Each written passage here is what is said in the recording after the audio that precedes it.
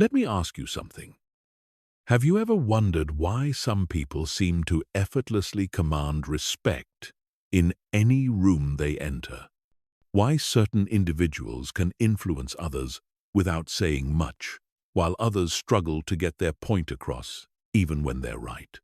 Why some people build incredible relationships and networks that propel them forward, while others remain stuck and overlooked despite having all the technical skills in the world?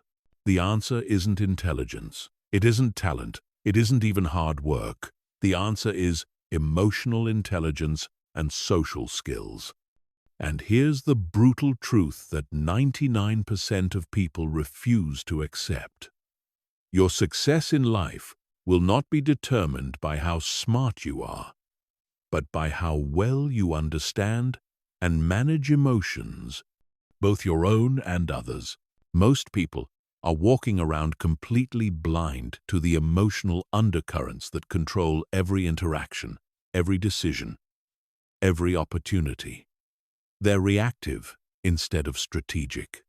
They're awkward instead of magnetic. They're forgettable instead of influential. And they wonder why they keep hitting invisible barriers in their career and relationships. But not you. Today, you're going to learn the exact system that separates the emotionally intelligent from the emotionally clueless. You're going to discover how to read people like an open book, influence without manipulation, and build relationships that become your greatest asset. This isn't theory. This is a practical blueprint for social mastery. Chapter 1. The Hidden Cost of Emotional Blindness.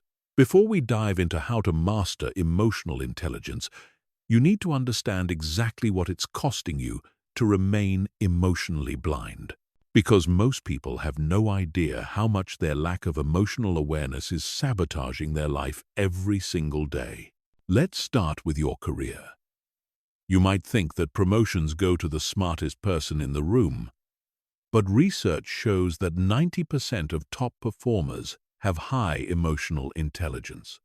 Meanwhile, people with average IQs but high emotional intelligence earn $29,000 more per year than those with high IQs but low emotional intelligence.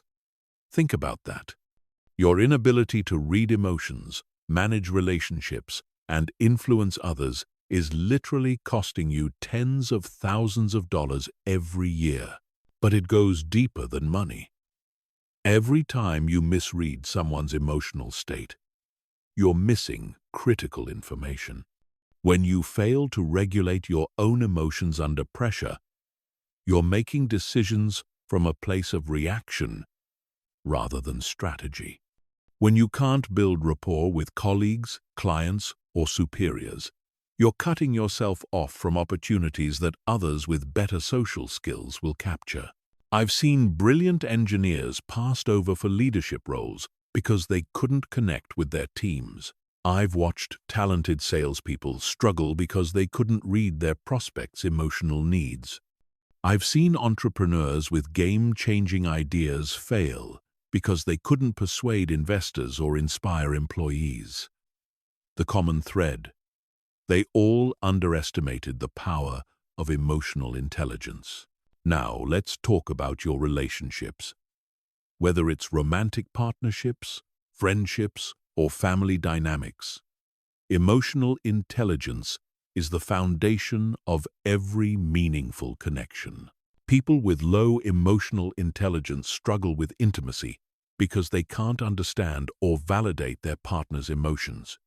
They have surface-level friendships because they can't create deep emotional bonds. They experience more conflict because they react emotionally instead of responding strategically. Here's what happens when you lack emotional intelligence in relationships.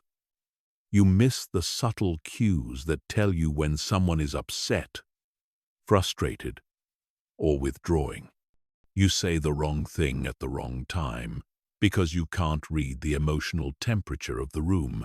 You escalate conflicts instead of resolving them, because you're driven by your own emotions rather than understanding the other person's perspective. You come across as self-centered or insensitive, even when that's not your intention. The cost compounds over time. Broken relationships, missed connections, isolation, a reputation as someone who's difficult to work with or be around. And the worst part? You often don't even realize why these things are happening because you're operating with emotional blind spots. But here's the good news. Emotional intelligence isn't fixed. It's not something you're born with or without. It's a learnable skill set. Every component of emotional intelligence can be developed through deliberate practice and the right strategies. Self-awareness can be trained. Emotional regulation can be mastered. Empathy can be cultivated. Social skills can be systematically improved. The people who seem naturally charismatic and influential, they've either consciously or unconsciously developed these skills through years of experience. But you don't have years. You need to accelerate this process. You need a system that allows you to develop emotional intelligence rapidly and systematically. That's exactly what you're going to get. Over the next several chapters, I'm going to break down emotional intelligence into its core components and give you practical strategies for mastering each one. You're going to learn how to read micro-expressions and body language like a secret agent. You're going to discover how to manage your emotional state under pressure like a Navy SEAL. You're going to master the art of influence and persuasion like a master negotiator. By the time you finish implementing what you learn here, you'll join the small percentage of people who have cracked the code on human psychology and social dynamics. You'll become someone who others gravitate toward, listen to, and want to follow. But it requires you to commit to the process and apply what you learn consistently. Chapter 2. The 5 Pillars of Emotional Mastery. Emotional intelligence isn't some vague concept that you either have or you don't. It's a specific set of skills that can be broken down into 5 distinct pillars.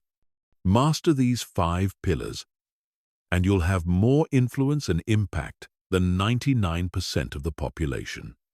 Ignore them, and you'll remain stuck in mediocrity no matter how technically skilled you become. The first pillar is self-awareness. This is your ability to recognize and understand your own emotions in real time. Most people are completely unconscious of their emotional states. They're angry but don't realize they're angry until they've already said something they regret. They're anxious but mistake it for excitement. They're frustrated but can't pinpoint why. Self-awareness means developing an internal radar that constantly monitors your emotional temperature. It's knowing that when your jaw tightens and your breathing becomes shallow, you're moving into stress mode. It's recognizing that when you start speaking faster and interrupting others, you're becoming defensive. It's understanding that when you feel that sinking sensation in your stomach, you're experiencing fear or anxiety. But self-awareness goes beyond just identifying emotions. It's understanding your emotional triggers, your patterns, your default responses. Maybe you always get defensive when someone questions your expertise. Maybe you shut down emotionally when facing criticism. Maybe you become overly aggressive when you feel threatened.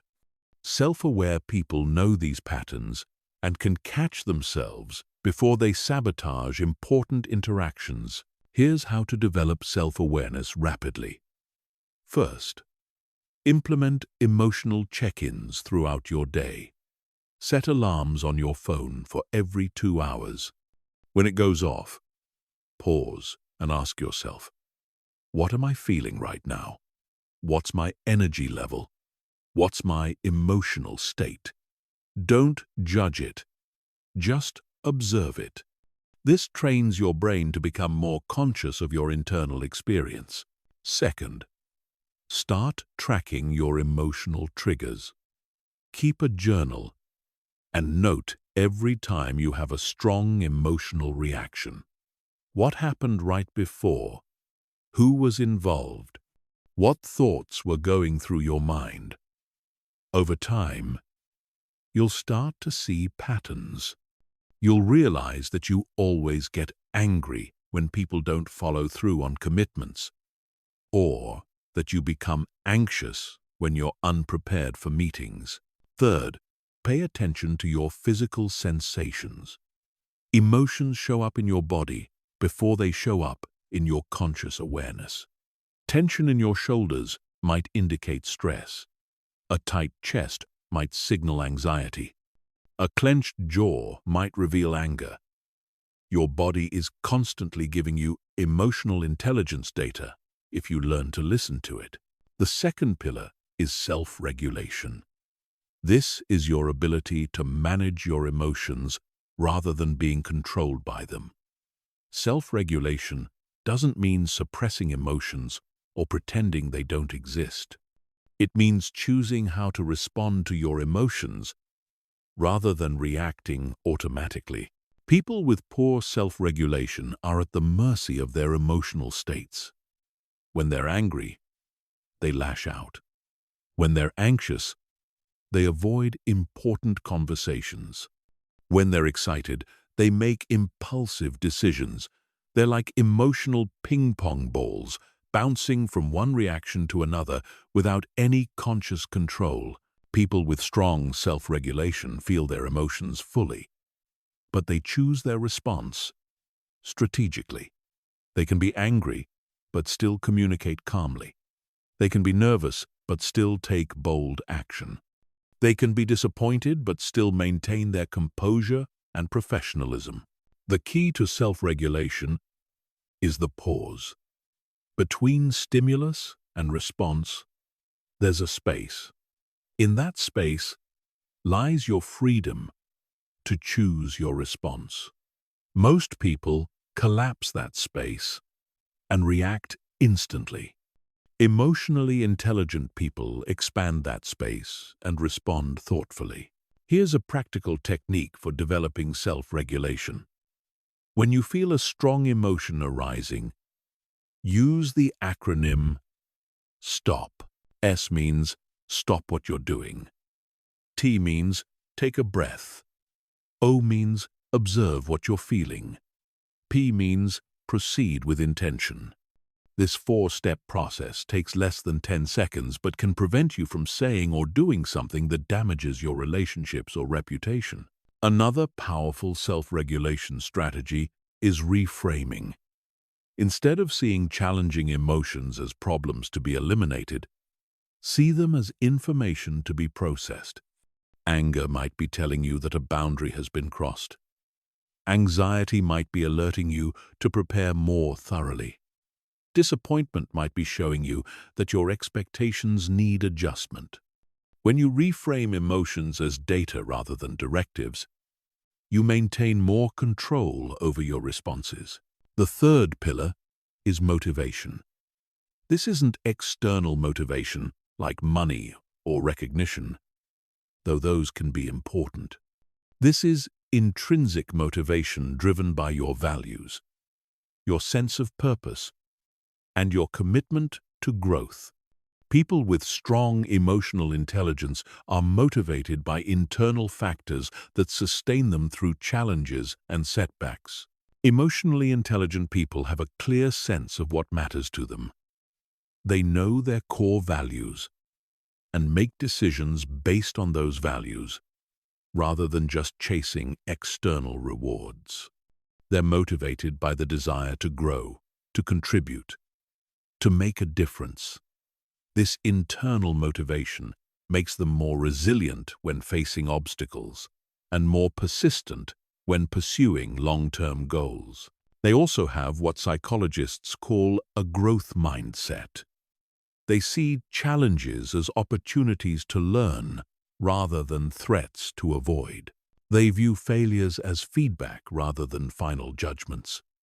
They believe that abilities can be developed through effort and practice, rather than being fixed traits.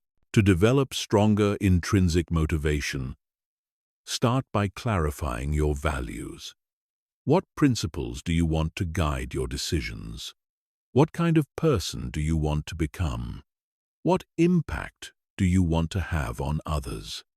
When your actions align with your values, you'll find sustainable motivation that doesn't depend on external circumstances. The fourth pillar is empathy. This is your ability to understand and share the emotions of others. Empathy allows you to connect with people on an emotional level, to see situations from their perspective, to respond to their needs, rather than just your own agenda. Most people think they're empathetic, but they're actually projecting. They assume others feel the same way they would in a similar situation. True empathy requires setting aside your own emotional experience and genuinely trying to understand someone else's internal world. Empathetic people are masters at reading emotional cues. They notice when someone's smile doesn't reach their eyes. They pick up on the slight change in vocal tone that indicates frustration. They see the micro-expression that flashes across someone's face before they compose themselves. They're like emotional detectives, constantly gathering data about how others are feeling. But empathy goes beyond just reading emotions. It's also about responding appropriately to what you observe. Sometimes empathy means offering comfort and support. Sometimes it means giving someone space. Sometimes it means challenging someone in a caring way. The key is responding to what the other person needs, not what you think they should need. The fifth pillar is social skills. This is where all the other pillars come together into practical application. Social skills are your ability to use your emotional intelligence to build relationships, influence others, resolve conflicts, and create positive outcomes in social situations. People with strong social skills know how to adapt their communication style to different personalities and contexts. They can be direct with someone who appreciates straightforward communication, and more diplomatic with someone who needs a softer approach. They know when to speak and when to listen, when to push and when to pull back, when to be vulnerable and when to be strong. Social skills also include the ability to manage group dynamics. Socially skilled people can read the emotional temperature of a room and adjust accordingly. They can facilitate productive discussions, diffuse tensions, and bring out the best in others. They're often the ones who get chosen for leadership roles, not because they're the smartest, but because others trust them to manage relationships and navigate complex social situations. These 5 pillars work together synergistically. Self-awareness provides the foundation for self-regulation. Self-regulation creates space for empathy. Empathy informs your social skills. Intrinsic motivation drives you to develop all of these abilities consistently over time. Chapter 3. Reading people like a human lie detector. One of the most valuable skills you can develop is the ability to accurately read other people's emotions, intentions, and mental states. While most people stumble through social interactions missing critical emotional information, masters of emotional intelligence can decode human behavior like reading a book written in a familiar language. This isn't about manipulation or using people. It's about understanding them so deeply that you can respond in ways that create mutual benefit and genuine connection. When you truly understand what someone is feeling and why they're feeling it, you can communicate in ways that resonate with them, solve problems they actually care about, and build relationships based on real understanding rather than surface-level pleasantries. The foundation of reading people accurately is understanding that all human behavior is communication. Every gesture, every facial expression, every vocal inflection is broadcasting information about someone's internal state. Most people miss this information because they're too focused on what they want to say next, or they're making assumptions based on their own perspective rather than observing what's actually happening. Let's start with facial expressions. Your face has over 40 muscles, and different combinations of these muscles create distinct emotional signatures. When someone is genuinely happy, their entire face lights up. The corners of their eyes crinkle, their cheeks lift, their smile engages their whole face.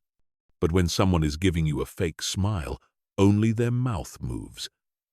Their eyes remain unchanged, sometimes even slightly narrowed. Fear shows up as widened eyes, raised eyebrows, and often a slightly open mouth. Anger creates a furrowed brow, narrowed eyes, and pressed lips. Disgust involves a wrinkled nose and raised upper lip. Surprise widens the eyes and drops the jaw. Sadness droops the corners of the mouth and eyes. These are universal expressions that transcend culture and language. But here's where it gets interesting. Most emotional expressions only last for a fraction of a second before people consciously control their face. These micro-expressions leak through before someone can compose themselves. If you learn to catch these brief flashes, you can see what someone is really feeling before they decide what expression they want to show you. To develop this skill, practice what I call the facial scanning technique. When you're talking with someone, instead of just making general eye contact, let your awareness include their entire face. Notice the area around their eyes, the tension in their forehead, the position of their mouth. Don't stare intensely. Just expand your peripheral awareness to include more visual information. Body language provides even richer information than facial expressions. Someone's posture tells you about their confidence level, their energy, their engagement with the conversation. When someone is confident and engaged, they'll generally have an upright posture, their shoulders back, their body oriented toward you. When they're insecure or disinterested, they might hunch their shoulders, cross their arms, or angle their body away from you. Watch for changes in body language during your conversation. If someone starts the interaction with open, relaxed posture but gradually closes off by crossing their arms or stepping back, you've hit on something that makes them uncomfortable. If they lean forward and their gesture become more animated, you've engaged their interest.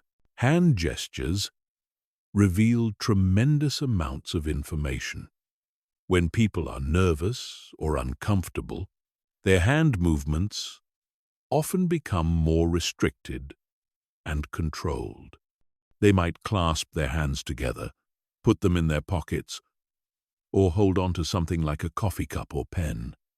When they're excited or passionate, their gestures become more expansive and animated. Pay attention to what people do with their hands when they're thinking or processing information. Some people touch their face, others fidget with objects, others gesture abstractly.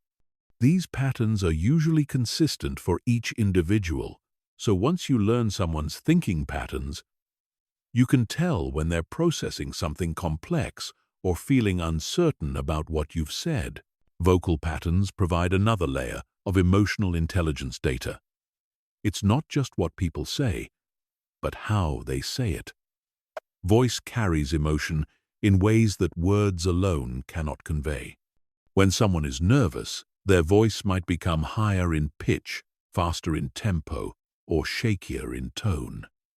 When they're confident, their voice tends to be lower, slower, and more resonant. Listen for changes in vocal patterns during your conversations. If someone's voice becomes more strained when discussing a particular topic, they might be feeling stressed or defensive about that subject. If their voice becomes more animated and energetic, they're probably genuinely interested in what you're discussing. Volume changes also carry meaning. When people lower their voice, they might be sharing something they consider confidential or intimate. When they raise their voice, they might be trying to emphasize a point, or they might be becoming frustrated. The speed of speech reveals mental and emotional states. Rapid speech often indicates excitement, anxiety, or the feeling that there's limited time to communicate something important. Very slow speech might indicate careful thought, fatigue, or sometimes condescension. Sudden changes in speech patterns are particularly meaningful because they suggest a shift in emotional state. But here's the crucial point about reading people. You must calibrate your observations to each individual. People have different baseline behaviors. Some people are naturally more animated, while others are more reserved. Some speak quickly as their normal pattern, while others are naturally slow speakers. The key is noticing deviations from their personal baseline rather than comparing everyone to a general standard. Context is everything when reading people. The same behavior might mean completely different things in different situations. Someone crossing their arms might indicate defensiveness in a confrontational conversation, but it might just mean they're cold in an air-conditioned room. Someone avoiding eye contact might indicate deception in some contexts, but it might indicate respect or shyness in others. This is why the most emotionally intelligent people are excellent at asking clarifying questions rather than just making assumptions based on their observations. If you notice someone's body language becoming more closed off, instead of assuming they're upset with you, you might ask, "How are you feeling about what we've discussed so far?" This gives them an opportunity to clarify their internal state rather than leaving you to guess. Chapter 4. The Art of Emotional Regulation Under Pressure. The difference between someone who thrives under pressure and someone who crumbles isn't talent or intelligence. It's emotional regulation. The ability to maintain clarity, composure, and strategic thinking when emotions are running high is perhaps the most valuable skill you can develop for both professional success and personal relationships. Most people become less effective when stakes are high and pressure mounts. They make impulsive decisions when they're angry. They avoid difficult conversations when they're anxious. They shut down when they're overwhelmed. They react emotionally rather than responding strategically. This creates a downward spiral where pressure leads to poor emotional management, which leads to worse outcomes, which creates more pressure. But there's a small percentage of people who actually become more focused and effective under pressure. They're the ones who get promoted during crises. They're the ones others turn to when situations become difficult. They're the ones who build reputations as reliable, steady, and trustworthy. They've mastered the art of emotional regulation. Emotional regulation doesn't mean becoming emotionally numb or suppressing all feelings. Emotions contain valuable information and energy that can be channeled productively. The key is learning to feel emotions fully while choosing your response consciously rather than reacting automatically. The first step in emotional regulation is recognizing your early warning signals. Every person has physical and mental cues that indicate their emotional state is shifting.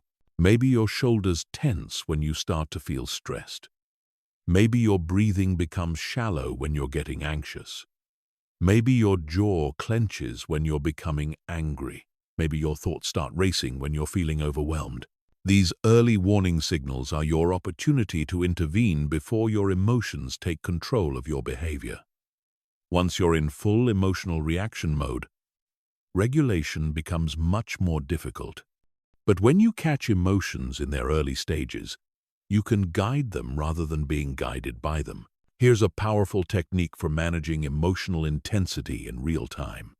It's called the physiological reset, and it works by activating your parasympathetic nervous system to counteract the fight or flight response that accompanies strong emotions. When you notice your early warning signals, immediately focus on your breathing. Take a slow, deep breath in through your nose for 4 counts. Hold it for 4 counts. Then exhale slowly through your mouth for 6 counts. The longer exhale activates the parasympathetic nervous system and signals your brain that you're safe. Repeat this 3 to 5 times until you feel your nervous system settling. Next, consciously relax your muscles, starting from the top of your head and working down. Release the tension in your forehead, your jaw, your shoulders, your arms, your chest, your abdomen, your legs. This prevents the physical tension that accompanies strong emotions from reinforcing the emotional intensity. Finally, ground yourself in the present moment by engaging your senses. Notice 5 things you can see, 4 things you can hear, 3 things you can physically feel, 2 things you can smell, and 1 thing you can taste. This breaks the cycle of anxious or angry thoughts and brings your awareness back to reality rather than the story your mind is creating about the situation. Another crucial skill for emotional regulation is cognitive reframing. This involves consciously choosing how to interpret situations rather than accepting your initial emotional reaction as the only truth. Your emotional response to any situation is based on the meaning you assign to what's happening, not the objective facts of what's happening. For example, if someone criticizes your work, your initial emotional response might be anger or defensiveness. But you could reframe this situation in multiple ways.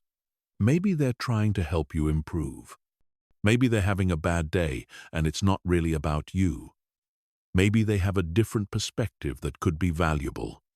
Maybe this is an opportunity to demonstrate how well you handle feedback. None of these reframes require you to pretend the criticism didn't happen or that you don't care about it. They simply give you options for how to respond rather than being locked into one emotional reaction. The most emotionally regulated people have developed the habit of asking themselves, what's another way I could interpret this situation that would be more useful? Preparation is another key component of emotional regulation. If you know you're going into a potentially emotionally charged situation, you can prepare yourself mentally and emotionally rather than just hoping for the best. Before important conversations, negotiations, or presentations, take time to anticipate potential emotional triggers and plan your responses. What might the other person say that could make you defensive? How will you handle it if they reject your proposal? What will you do if they become angry or emotional? Having a plan for these scenarios prevents you from being caught off guard and reacting impulsively. You can also use visualization to rehearse maintaining composure under pressure. Mentally walk through challenging scenarios while practicing the breathing techniques and cognitive reframes you want to use. This creates neural pathways that make it easier to access these skills when you actually need them. The most advanced level of emotional regulation involves what psychologists call emotional granularity. This means developing a sophisticated vocabulary for describing your emotional states rather than just defaulting to broad categories like good or bad, happy or sad. When you can precisely identify what you're feeling, you can respond more appropriately. There's a big difference between feeling disappointed and feeling betrayed. Even though both might initially register as bad feelings, disappointment might call for adjusting expectations, while betrayal might require setting boundaries or having a direct conversation. Similarly, there's a difference between feeling nervous and feeling excited, even though they produce similar physical sensations. Nervousness might call for more preparation or support, while excitement might call for channeling that energy into peak performance. The more precisely you can identify your emotions, the more precisely you can choose your response. This level of emotional sophistication is rare, which is why people who develop it have such a significant advantage in both professional and personal situations. Chapter 5. Building Unshakable Confidence Through Social Mastery. Confidence isn't something you're born with or without. It's not a personality trait that some people have and others lack. Confidence is a skill that develops through competence, and social confidence specifically develops through mastering social situations systematically rather than hoping you'll naturally become more comfortable over time. Most people approach social interactions with a scarcity mindset. They worry about saying the wrong thing, making a bad impression, or being rejected. This anxiety becomes a self-fulfilling prophecy, because anxiety makes you less attractive, less engaging, and more likely to have negative social experiences, which reinforces the anxiety. Truly confident people approach social interactions with an abundance mindset. They're genuinely curious about other people. They're focused on what they can give to the interaction, rather than what they can get from it. They're comfortable with themselves, which makes others comfortable around them. But here's what most people don't understand about social confidence. It's built through specific skills, not through generic positive thinking or motivation. When you master the mechanics of social interaction, confidence becomes a natural byproduct rather than something you have to force. The foundation of social confidence is what I call authentic self-presentation. This means knowing who you are, what you stand for, and what you bring to any interaction. Most people are so focused on trying to be what they think others want them to be that they never develop a strong sense of their authentic self. Authentic self-presentation requires clarity about your values, your strengths, your interests, and your perspectives. When you're clear about these things, you don't have to pretend to be someone else or try to figure out what mask to wear in different situations. You can show up as yourself consistently, which creates a sense of stability and trustworthiness that others find attractive. This doesn't mean being inflexible or refusing to adapt to different social contexts. It means having a strong core identity that remains consistent while your expression of that identity adapts appropriately to different situations. A confident person might be more formal in a business meeting and more casual at a social gathering, but their core values and personality remain the same. To develop authentic self-presentation, spend time clarifying your personal brand. What 3 qualities do you want people to associate with you? What unique perspective do you bring to conversations? What value do you offer in relationships and professional interactions? When you're clear about these things, you can present yourself consistently rather than trying to be a different person in every situation. The second component of social confidence is conversational competence. Most people struggle in social situations because they don't know how to create and maintain engaging conversations. They default to small talk about the weather or recent events, which rarely creates meaningful connection or memorable interactions. Confident conversationalists know how to ask questions that open up interesting discussions. Instead of asking, "How are you?" which typically gets a generic response, they might ask, "What's been the highlight of your week?" Or, "What project are you most excited about right now?" These questions invite more thoughtful and revealing responses. They also know how to build on what others share rather than just waiting for their turn to talk. If someone mentions they had a challenging week, a skilled conversationalist might ask, what made it challenging, how they handled it, or what they learned from the experience. This shows genuine interest and helps the conversation develop depth. Master conversationalists also know how to share about themselves in ways that invite connection rather than dominating the conversation. They use what's called the disclosure reciprocity principle, where they share something about themselves at a similar level of depth to what the other person has shared. This creates a balanced exchange where both people feel heard and understood. Another crucial skill for social confidence is managing social anxiety in real time. Even confident people sometimes feel nervous in social situations, especially when the stakes are high or they're meeting new people. The difference is they have techniques for managing that anxiety rather than being controlled by it. One effective technique is called the externalization of focus. Instead of focusing on your internal experience, how you're feeling, whether you're saying the right things, what others might be thinking about you, focus externally on the other person. Become genuinely curious about their experience, their perspective, their story.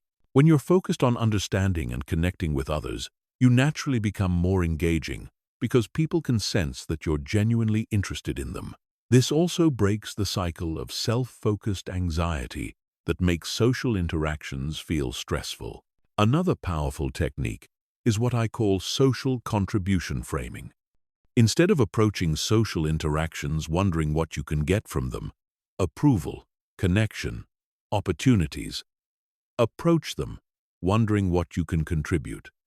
How can you make others feel more comfortable? How can you add value to the conversation? How can you make the interaction more enjoyable for everyone involved? This reframing transforms social interactions from a performance where you're being judged to a service where you're contributing value. This shift in perspective naturally reduces anxiety and increases confidence because you're focused on giving rather than getting. Physical presence is another key component of social confidence.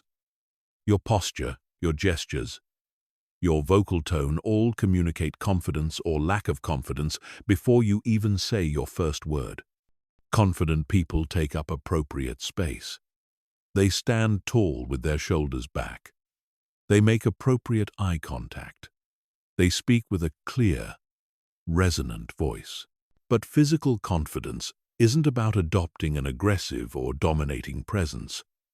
It's about presenting yourself as someone who belongs in the space and has valuable contributions to make. It's a relaxed alertness that shows you're engaged and present without being anxious or aggressive. Practice what's called embodied confidence by regularly checking in with your physical presentation. Are your shoulders relaxed but upright? Is your breathing deep and steady? Are you making appropriate eye contact without staring? Are you speaking at a pace and volume that shows confidence without being overwhelming? The most advanced level of social confidence comes from developing what I call social leadership. This means taking responsibility for the quality of social interactions rather than just hoping they go well. Social leaders set the emotional tone, guide conversations toward productive directions, and help everyone involved have a better experience. Social leadership isn't about dominating conversations or always being the center of attention. It's about creating an environment where good conversations can happen. Sometimes this means asking great questions. Sometimes it means facilitating connections between others. Sometimes it means gracefully changing subjects when conversations stagnate. When you develop social leadership skills, you never have to worry about awkward silence or boring conversations because you take responsibility for creating engaging interactions. This level of social competence creates unshakable confidence because you know you can handle any social situation effectively. Chapter 6. The Science of Influence Without Manipulation. There's a massive difference between influence and manipulation.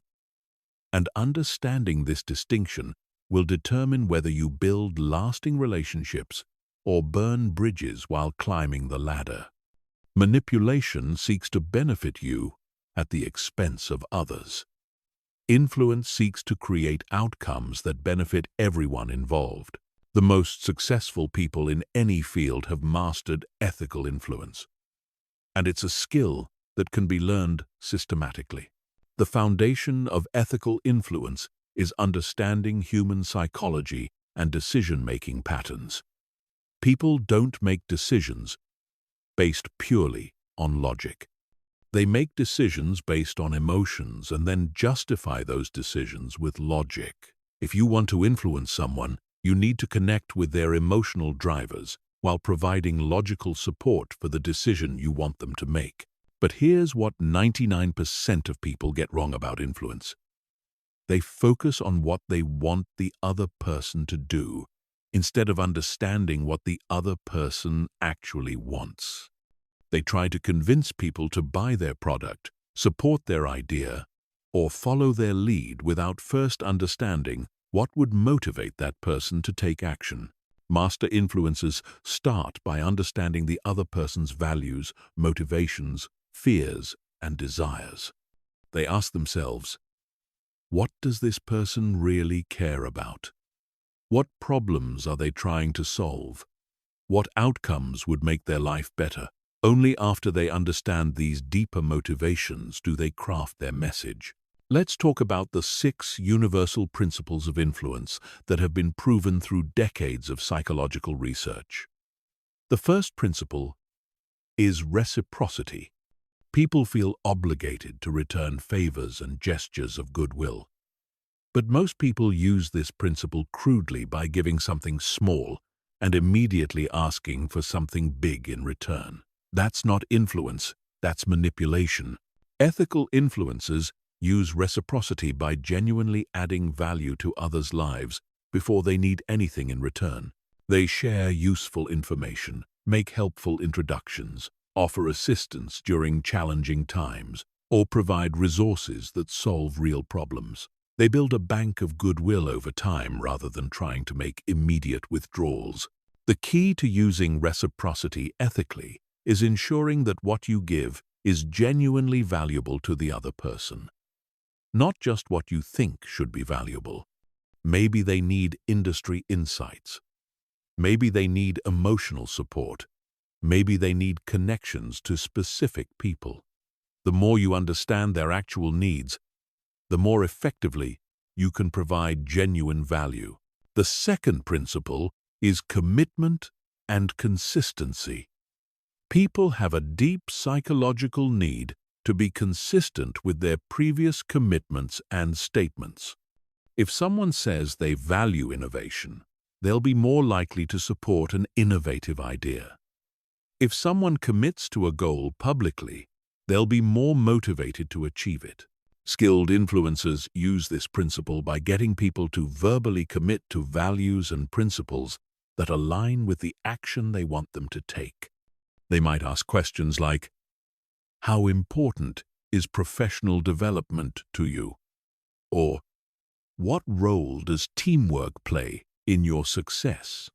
When people articulate these values out loud, they become more committed to acting consistently with them. You can also use commitment and consistency by helping people connect their identity to the behavior you want to encourage. Instead of asking someone to try something, ask them to be something. Instead of, "Would you try to arrive on time?" ask, "Are you someone who values punctuality?" People will act consistently with how they see themselves. The third principle is social proof. People look to others, especially others they respect or identify with, to guide their own behavior. If someone sees that people like them have already embraced an idea or taken an action, they're much more likely to do the same. The most effective way to use social proof is through specific stories and examples, rather than vague statistics. Instead of saying, "Many successful people do this," tell the story of a specific, successful person who took this action and achieved the results your audience wants. Make the example as similar as possible to your audience in terms of background, challenges, or goals. You can also create social proof by facilitating connections between the person you want to influence and others who have already made the decision you're advocating. Sometimes a 5-minute conversation with someone who's already implemented your recommendation will be more influential than hours of your own persuasion. The fourth principle is authority. People are influenced by those they perceive as credible experts in relevant fields. But authority isn't just about titles or credentials. It's about demonstrated expertise, proven results, and the ability to provide valuable insights that others cannot. You build authority not by telling people how smart you are, but by consistently providing valuable perspectives and accurate predictions. You build authority by helping people solve problems they couldn't solve on their own. You build authority by being right about things that matter to them. The key to ethical authority is ensuring that your influence is based on genuine expertise rather than false credentials. If you don't have expertise in a particular area, acknowledge that limitation and refer people to someone who does. This actually enhances your authority because it shows you're honest about your limitations. The fifth principle is liking. People are more easily influenced by people they like, and people tend to like others who are similar to them, who compliment them genuinely, and who show interest in them as individuals. But this doesn't mean you should fake similarity or give insincere compliments. The most effective way to use liking is to find genuine common ground with others. Maybe you share similar professional challenges, similar values, similar interests outside of work, or similar communication styles. When you identify these authentic similarities, emphasize them naturally in your interactions. You also increase liking by showing genuine interest in others. Ask questions about their perspectives, their experiences, their goals. Listen actively to their responses and ask follow-up questions that show you're truly engaged. People like others who make them feel heard and understood. The sixth principle is scarcity. People value things more highly when they perceive them as rare or limited. But this principle is often misused by creating artificial urgency or false scarcity. Ethical influence uses real scarcity based on genuine constraints. Maybe your time really is limited and you can only work with a certain number of clients. Maybe there really are a limited number of positions available. Maybe a particular opportunity really does have a deadline. When scarcity is real, it's appropriate to communicate it clearly so people can make informed decisions. The key to ethical influence is combining these principles in ways that create genuine value for everyone involved. You're not trying to trick people into doing something that's bad for them. You're helping them recognize how taking a particular action aligns with their own values, goals, and best interests. Advanced influencers also understand the power of strategic questioning. Instead of making statements that people can argue with, they ask questions that guide people to reach conclusions on their own. Questions like, "What do you think would happen if?" Or, "How would it feel to achieve?" Or, "What's prevented you from trying this before?" These questions help people think through the implications of different choices without feeling pressured. Remember, the goal of ethical influence isn't to get people to do what you want. It's to help people make decisions that truly serve their best interests, while also creating value for you. When influence is done correctly, everyone wins. Chapter 7. Mastering difficult conversations and conflict resolution. Most people avoid difficult conversations until problems become crises. They hope issues will resolve themselves, they worry about damaging relationships, or they simply don't know how to navigate emotionally charged discussions effectively. But avoiding difficult conversations doesn't make problems disappear. It makes them worse. The ability to have productive, difficult conversations is one of the most valuable skills you can develop.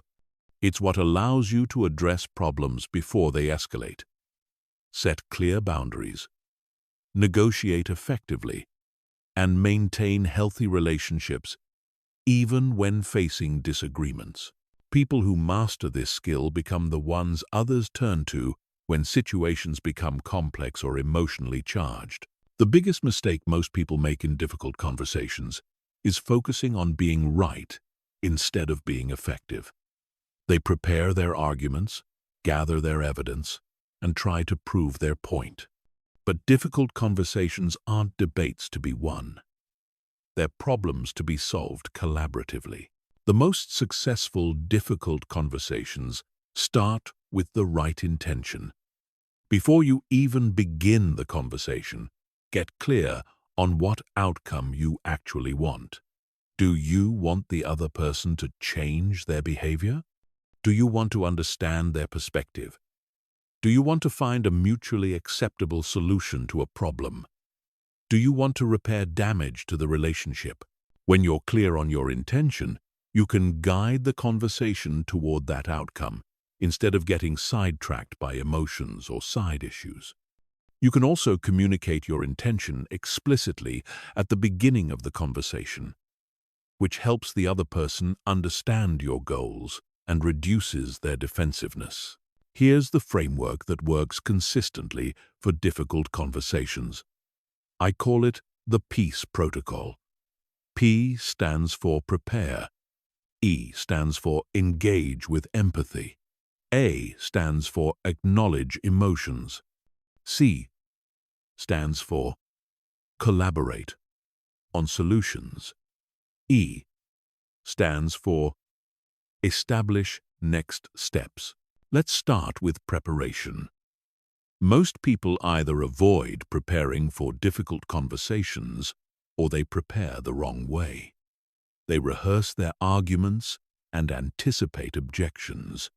Effective preparation focuses on understanding the other person's perspective and planning how to create a safe environment for honest discussion.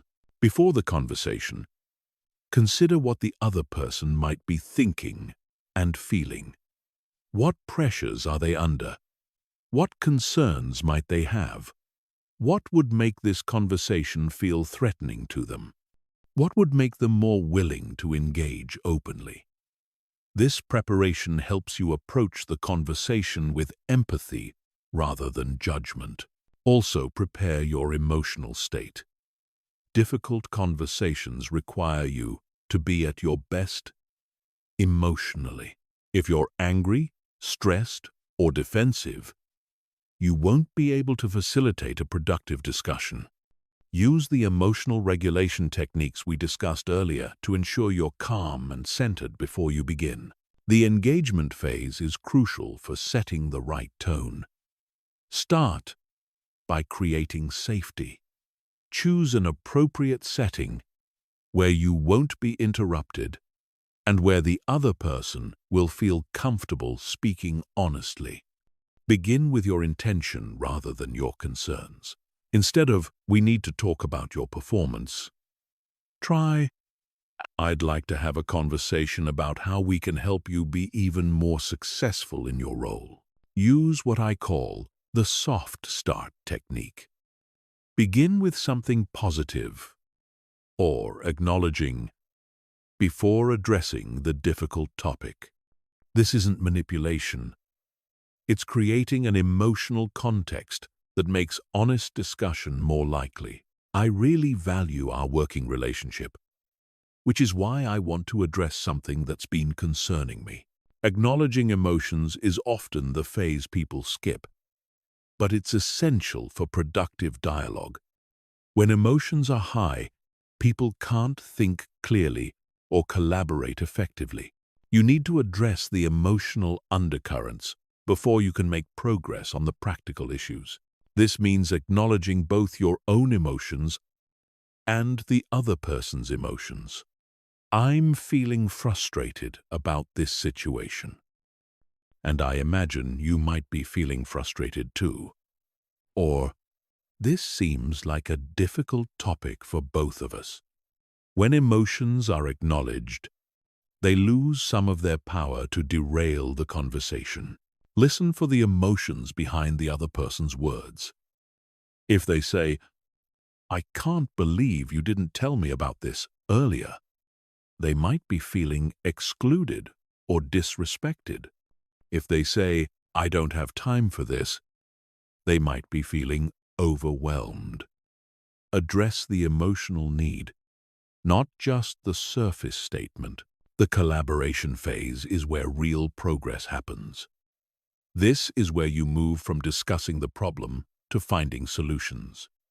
But collaboration requires genuine openness to solutions you haven't already decided on.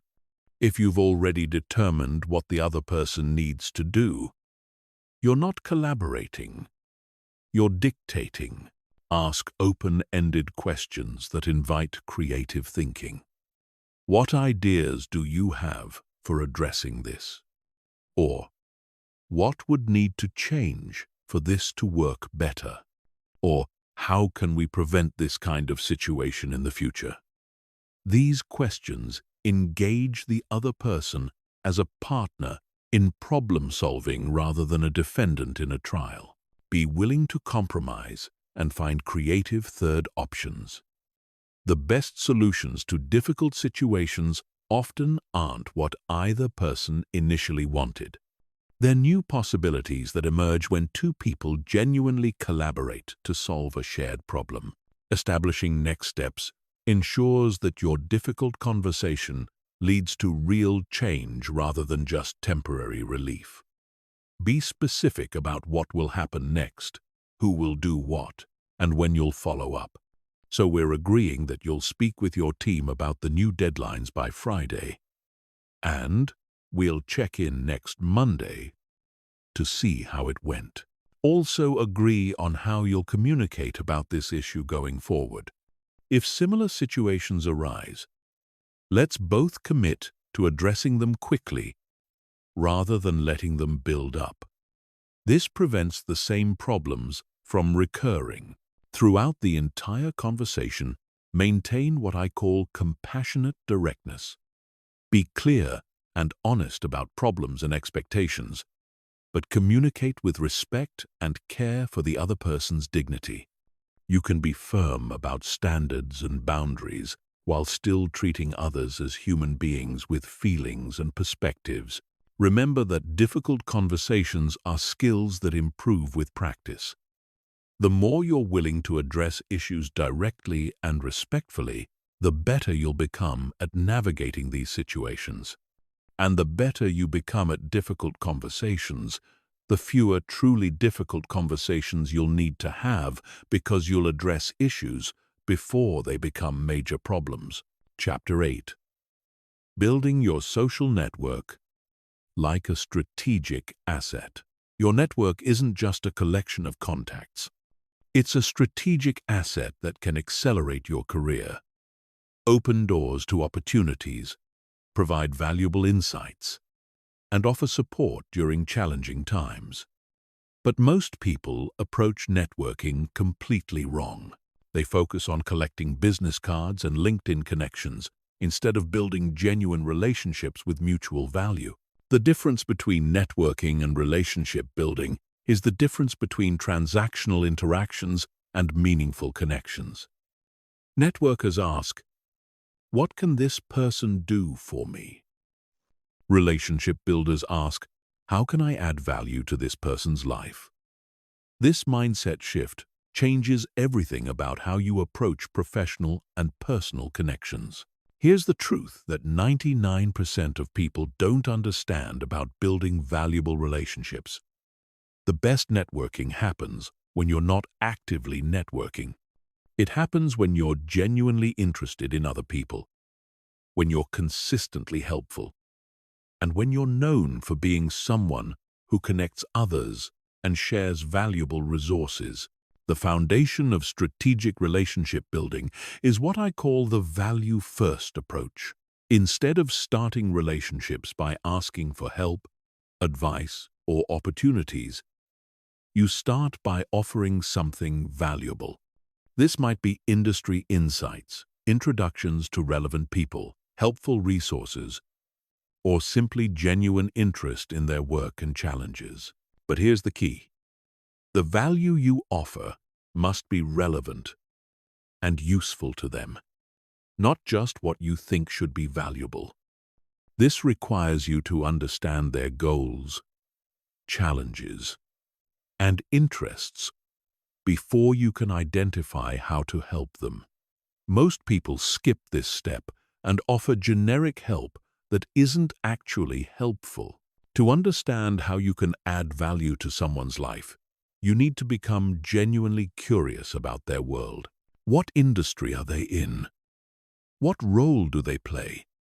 What challenges are they facing? What goals are they working toward? What interests them outside of work? The more you understand their context, the more precisely you can offer relevant value. There are several categories of value you can provide to others. Information value includes industry insights, market trends, research findings, or advance notice about relevant opportunities. Connection value means introducing them to people who could be helpful for their goals. Resource value involves sharing tools, templates, articles, or other materials that solve their problems. Support value means being someone they can talk through challenges with or who celebrates their successes. The most valuable category is opportunity value, which means alerting them to opportunities that align with their goals. This might be job openings, speaking opportunities, potential partnerships, or investment possibilities. People remember those who help them discover opportunities they wouldn't have found otherwise. Strategic relationship building also requires consistency over time. Strong relationships aren't built through single interactions. They develop through repeated positive touchpoints that demonstrate ongoing interest and care. This means staying in touch regularly, following up on previous conversations, and continuing to offer value over months and years. But staying in touch doesn't mean sending generic checking-in messages. Effective relationship maintenance involves sharing something specifically relevant to them or referencing something from your previous interactions. I saw this article about changes in your industry and thought you might find it interesting. Or, how did that project launch go that you mentioned last month? The key is developing systems for relationship maintenance rather than relying on memory or sporadic impulses. Some people use CRM systems to track their important relationships and schedule regular follow-ups. Others use calendar reminders or simple spreadsheets. The specific system matters less than having a system that ensures you don't lose touch with valuable relationships. Quality matters more than quantity in relationship building. It's better to have strong relationships with 50 people than superficial connections with 500. Strong relationships are built on mutual respect, shared experiences, and genuine care for each other's success. These are the relationships that lead to real opportunities and meaningful support. To build deeper relationships, you need to move beyond professional interactions to personal connection. This doesn't mean becoming best friends with everyone in your network, but it does mean showing interest in them as complete human beings rather than just professional roles. Learn about their interests outside work. Remember details about their families. Celebrate their personal achievements. The most strategic relationship builders also understand the power of introducing others. When you introduce two people who can benefit from knowing each other, you add value to both relationships simultaneously. You become known as someone who creates opportunities for others, which makes people want to include you in their networks. Be thoughtful about the introductions you make. Don't just connect anyone to everyone. Consider whether the introduction would be genuinely valuable to both parties. Provide context about why you think they should know each other. Follow up to see if the introduction was helpful. Quality introductions build your reputation as someone with excellent judgment about people and opportunities. Another advanced strategy is building relationships with connectors. Every industry and community has certain people who seem to know everyone and who are generous about making introductions. Building strong relationships with these super connectors multiplies your access to broader networks. These are often people in roles like recruiting, consulting, investing, or organizing industry events. Geographic diversity in your network provides access to different opportunities and perspectives. While local relationships are important for immediate opportunities, relationships in other cities, regions, or countries can open doors that wouldn't exist otherwise. Technology makes it easier than ever to maintain relationships across distances. Also consider building relationships across different levels of seniority and experience. Relationships with peers provide mutual support and collaboration opportunities. Relationships with more senior people provide mentorship and access to higher-level opportunities. Relationships with more junior people provide fresh perspectives and future potential as they advance in their careers. Remember that relationship building is a long-term strategy, not a short-term tactic. The relationships you build today might not provide immediate benefits, but they compound in value over time. Someone who's a peer today might be in a position to hire you, invest in your company, or provide valuable partnerships years from now. The most important principle in strategic relationship building is authenticity. People can sense when interactions are purely transactional versus genuinely caring. The strongest professional relationships develop when people trust that you're interested in their success independent of what they can do for you. This authentic care for others creates the foundation for relationships that provide mutual value for decades. Chapter 9. The Psychology of Leadership and Inspiring Others. Leadership isn't about titles, positions, or authority. It's about the ability to inspire others to achieve goals they couldn't accomplish on their own. The most effective leaders understand that leadership is fundamentally about human psychology and emotional intelligence, rather than just strategic planning and execution. Here's what separates true leaders from people who simply hold leadership positions. True leaders make others better. They don't just tell people what to do. They inspire people to want to do it. They don't just manage performance. They develop potential. They don't just achieve results. They build capabilities in others that last beyond any single project or role. The foundation of inspirational leadership is what psychologists call transformational leadership. Transformational leaders help others see beyond their current limitations and inspire them to achieve more than they thought possible. They do this through 4 key behaviors: idealized influence, inspirational motivation, intellectual stimulation, and individualized consideration. Idealized influence means being the kind of person others want to follow. This isn't about being perfect or having all the answers. It's about demonstrating integrity, authenticity, and genuine care for others' success.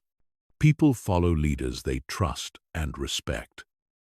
And trust is built through consistent alignment between words and actions. To develop idealized influence, you must be ruthlessly honest with yourself about your own strengths and limitations. Acknowledge when you don't know something. Ask for help when you need it. Admit mistakes when you make them. This vulnerability doesn't undermine your leadership. It makes you more relatable and trustworthy. Inspirational motivation involves communicating a compelling vision of the future and helping others see how their work contributes to something meaningful. People need to understand not just what they're supposed to do, but why it matters. They need to see how their individual contributions fit into a larger purpose that they find personally motivating. Effective leaders don't just tell people about the vision, they help people co-create it. They ask questions like, what would success look like for this team? Or, what impact do we want to have on our customers? When people participate in creating the vision, they become emotionally invested in achieving it. But vision alone isn't enough. You also need to connect the vision to individual values and motivations. Different people are motivated by different things. Some are driven by achievement and recognition. Others are motivated by learning and growth. Still, others are inspired by service and contribution. Great leaders understand what drives each person and help them see how the team's goals align with their personal motivations. Intellectual stimulation means challenging others to think differently and approach problems from new perspectives. This involves asking probing questions, encouraging creative solutions, and creating an environment where people feel safe to suggest unconventional ideas. Many leaders discourage intellectual stimulation because they want compliance, not creativity. But the best leaders know that breakthrough results require breakthrough thinking. To provide intellectual stimulation, become comfortable with questions like, what if we tried the opposite approach? Or, what assumptions are we making that might not be true? Or, how would someone from outside our industry solve this problem? These questions push people beyond their default thinking patterns and open up new possibilities. Individualized consideration means treating each person as an individual with unique strengths, development needs, and motivations, rather than using a one-size-fits-all leadership approach. This requires you to understand each team member deeply enough to adapt your leadership style to what works best for them. Some people need detailed guidance and frequent check-ins. Others prefer broad direction and autonomy. Some respond well to public recognition. Others prefer private acknowledgement. Some learn best through doing. Others need to understand the theory before they can apply it effectively. Great leaders adjust their approach based on what each person needs to perform at their best. This doesn't mean being inconsistent or having different standards for different people. It means recognizing that different people need different types of support and communication to meet the same high standards. Your expectations for performance remain consistent, but your approach to helping people achieve those expectations varies. Another crucial aspect of leadership psychology is understanding how to influence without authority. Even when you have formal leadership positions, your ability to inspire others depends more on your personal influence than your positional power. And in many situations, you need to lead even when you don't have formal authority. Leading without authority requires you to influence through expertise, relationships, and value creation rather than position and title. You become someone others choose to follow because they trust your judgment, value your perspective, and believe you're committed to their success as well as the team's success. This type of leadership often involves what's called servant leadership, where your primary focus is on serving others and helping them succeed rather than being served by them. Servant leaders ask, "How can I help you be more successful?" rather than, "How can you help me achieve my goals?" This approach builds loyalty and commitment that goes far beyond what positional authority can create. Emotional contagion is another powerful leadership tool. Emotions are contagious, especially from leaders to followers. If you're enthusiastic, others become more enthusiastic. If you're calm under pressure, others feel more confident. If you're optimistic about possibilities, others become more willing to take on challenges. But emotional contagion works in both directions. If you're consistently stressed, anxious, or negative, those emotions spread throughout your team. This is why emotional regulation isn't just a personal skill for leaders. It's a professional responsibility. Your emotional state affects everyone around you. The most advanced leaders also understand how to create what psychologists call psychological safety. This means creating an environment where people feel safe to take risks, make mistakes, ask questions, and suggest ideas without fear of punishment or humiliation. When psychological safety is high, teams perform better because people bring their full creativity and intelligence to their work. Creating psychological safety requires you to model the behaviors you want to see. Admit when you don't know something. Ask for feedback about your own performance. Acknowledge when someone else's idea is better than yours. Respond to mistakes with curiosity rather than judgment. Ask, "What can we learn from this?" instead of, "Who's responsible for this?" Remember that leadership development is an ongoing process, not a destination. The most effective leaders are constantly learning, adapting, and improving their ability to inspire others. They seek feedback actively, reflect on their experiences regularly, and invest in developing their emotional intelligence and interpersonal skills continuously. Leadership is ultimately about creating positive change through other people. When you master the psychology of leadership, you don't just achieve better results.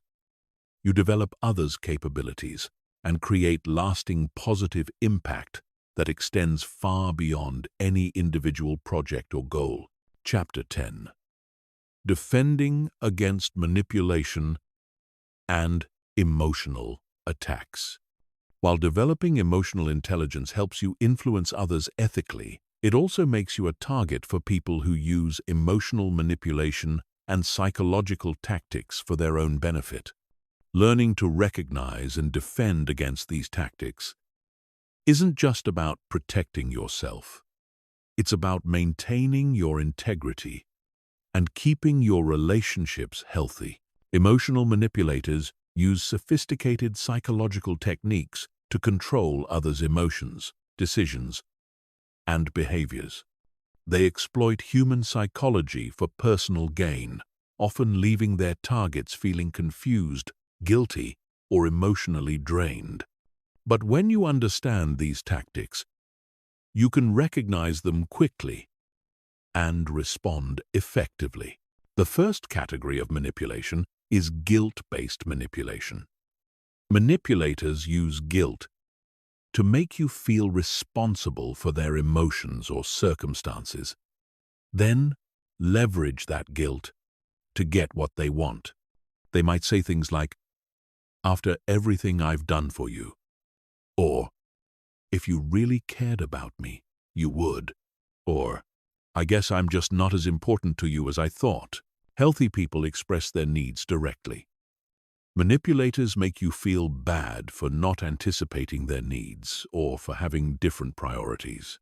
They frame their requests as tests of your loyalty, care, or commitment rather than simple preferences or needs. To defend against guilt-based manipulation, remember that you're not responsible for managing other people's emotions. You can care about someone without being responsible for their emotional state. When someone tries to make you feel guilty, ask yourself, is this person expressing a legitimate need, or are they trying to control my behavior through guilt? A simple response to guilt-based manipulation is acknowledgement without acceptance.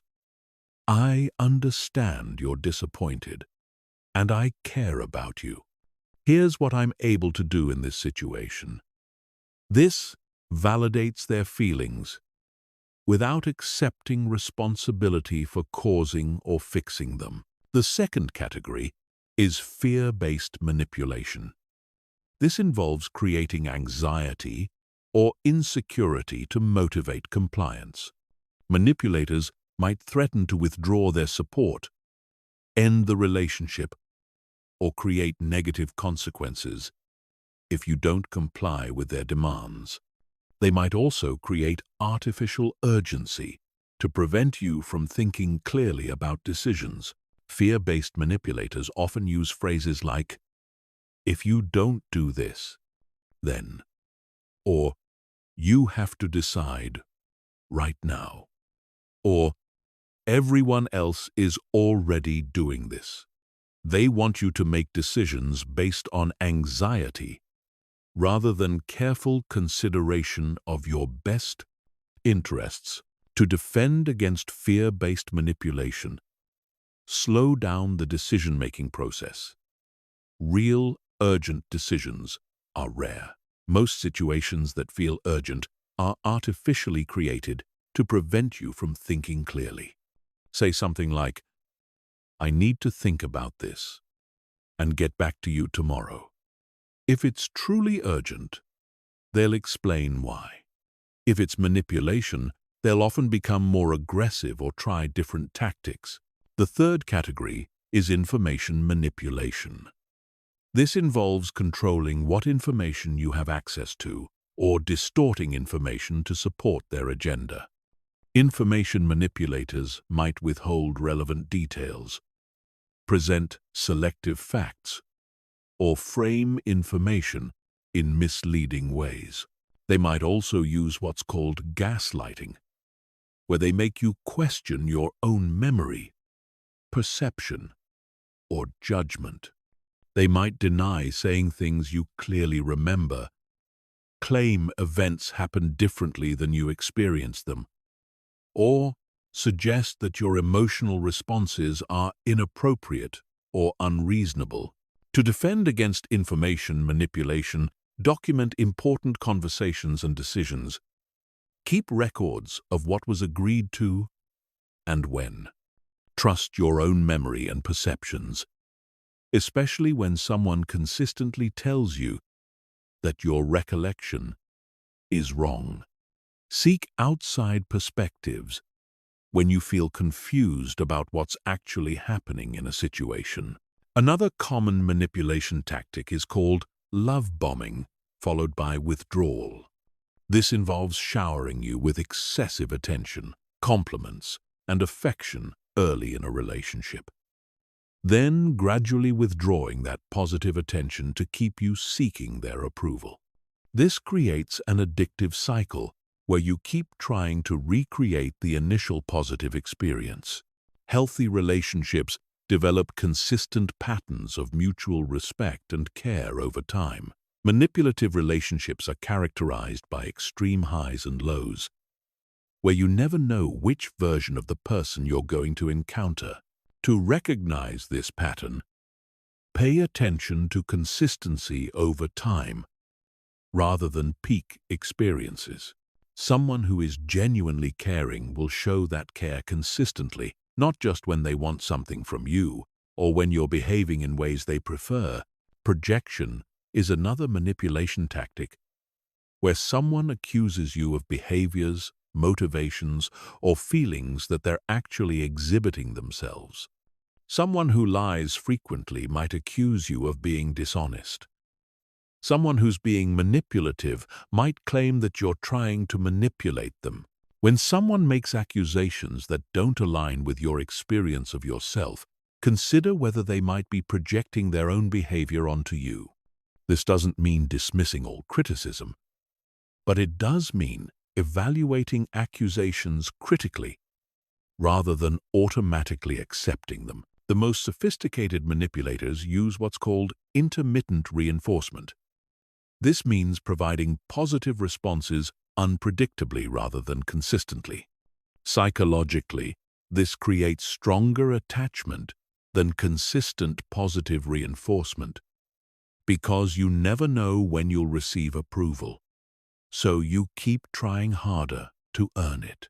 If you find yourself constantly working to earn someone's approval or trying to figure out what will make them happy with you, you might be experiencing intermittent reinforcement. Healthy relationships don't require you to constantly prove your worth or walk on eggshells to maintain the other person's positive regard.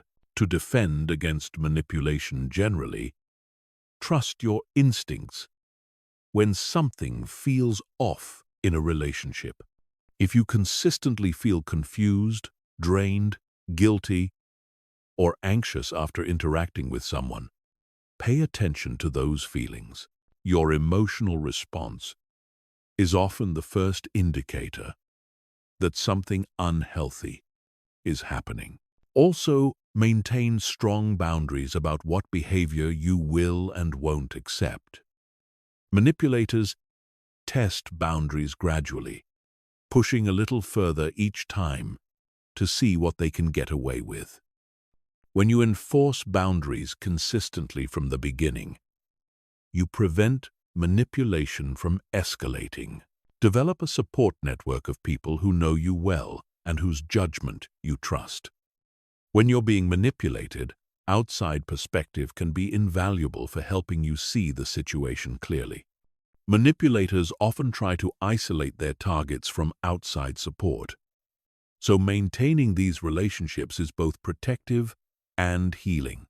Remember that defending against manipulation isn't about becoming suspicious of everyone or cynical about relationships.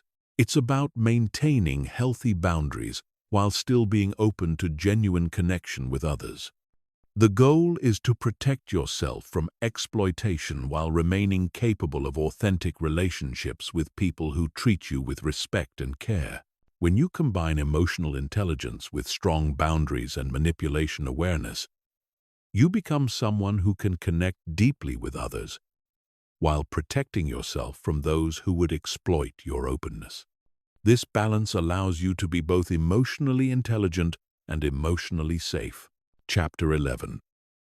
Advanced Emotional Calibration and Micro-Reading. Most people miss 90% of the emotional information available to them because they only notice obvious emotional displays. But the real masters of emotional intelligence can detect subtle shifts in mood, energy, and intention that others completely overlook. This advanced skill is called emotional calibration, and it's what separates those who can influence at the highest levels from those who remain oblivious to the emotional undercurrents that drive human behavior. Emotional calibration goes far beyond reading basic facial expressions or body language. It's about detecting micro-shifts in vocal tone, noticing changes in breathing patterns, picking up on energy shifts in a room, and sensing when someone's internal state doesn't match their outward presentation. When you develop this level of sensitivity, you can respond to people's actual emotional needs rather than just what they're consciously expressing. The foundation of advanced calibration is understanding that emotions leak through multiple channels simultaneously. While someone might control their facial expression, their voice might reveal stress. While they maintain confident posture, their breathing might indicate anxiety. While their words sound enthusiastic, their energy might feel flat. Master calibrators learn to read all these channels simultaneously and notice when they're incongruent. Let's start with advanced vocal calibration. Most people listen to what's being said, but emotionally intelligent people listen to how it's being said. Voice carries emotional state in ways that words cannot hide. When someone is genuinely excited, their voice has natural variability, energy, and resonance. When someone is faking excitement, their voice often sounds forced, with artificial inflections and inconsistent energy. Listen for micro-hesitations that indicate uncertainty or internal conflict. Pay attention to slight changes in pitch that suggest emotional shifts. Notice when someone's vocal energy doesn't match the content of what they're saying. These incongruences reveal the difference between what someone is thinking and what they're actually feeling. Breathing patterns provide another rich source of emotional information. When people are relaxed and confident, their breathing is typically deeper and more regular. When they're anxious or stressed, their breathing becomes shallower and more rapid. When they're angry or frustrated, their breathing often becomes more controlled and deliberate. You can often see these breathing changes in someone's shoulders or chest movement, even when they're trying to appear calm. Energy calibration is perhaps the most advanced skill in emotional intelligence. This involves sensing the overall emotional atmosphere that someone creates around them. Some people radiate calm confidence that makes others feel secure. Others project anxiety that makes everyone around them feel unsettled. Still others emanate enthusiasm that energizes entire groups. To develop energy calibration, start paying attention to how you feel when you're around different people. Do you feel more energized or drained? More confident or more uncertain? More optimistic or more pessimistic? Your emotional response to others often reflects the energy they're unconsciously projecting. Advanced calibrators also notice group emotional dynamics. They can sense when a meeting has positive momentum versus when energy is flagging. They notice when someone in a group is silently disagreeing even if they haven't spoken up. They can tell when apparent consensus is actually just compliance masquerading as agreement. Context calibration involves understanding how someone's emotional baseline changes in different situations. The same person might be naturally animated in casual conversations, but more reserved in formal meetings. They might be confident when discussing their expertise, but uncertain when addressing unfamiliar topics. True calibration means understanding these contextual variations rather than assuming everyone has the same emotional patterns across all situations.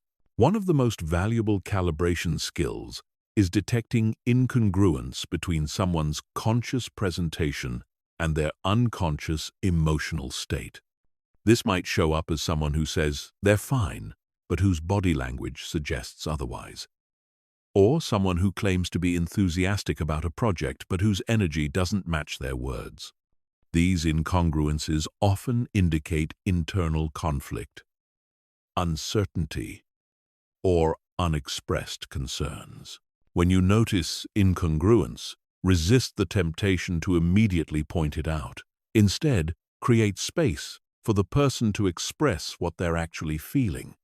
You might ask open-ended questions like, "How are you really feeling about this?" Or, "What concerns might you have that we haven't discussed?" This gives them permission to share their authentic emotional state rather than maintaining their social facade.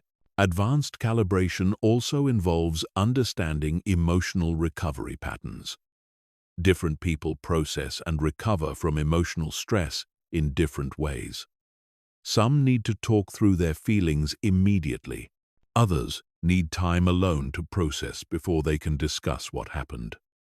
Some recover quickly from setbacks, while others need more time and support.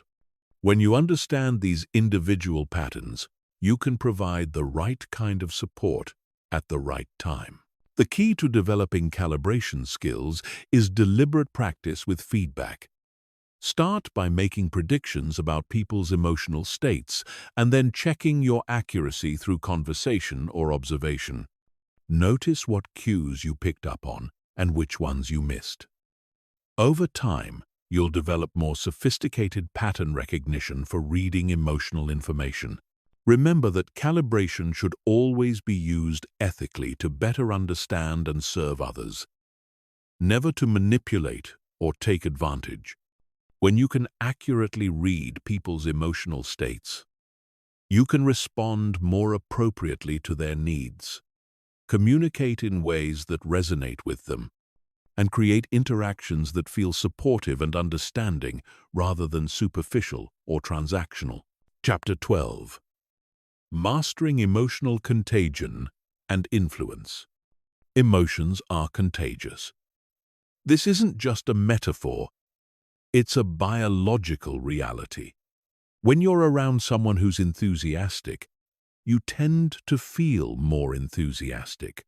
When you're near someone who's anxious, you often start feeling anxious yourself.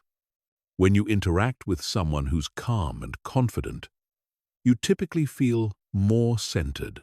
This phenomenon is called emotional contagion, and understanding how to leverage it ethically is one of the most powerful skills you can develop.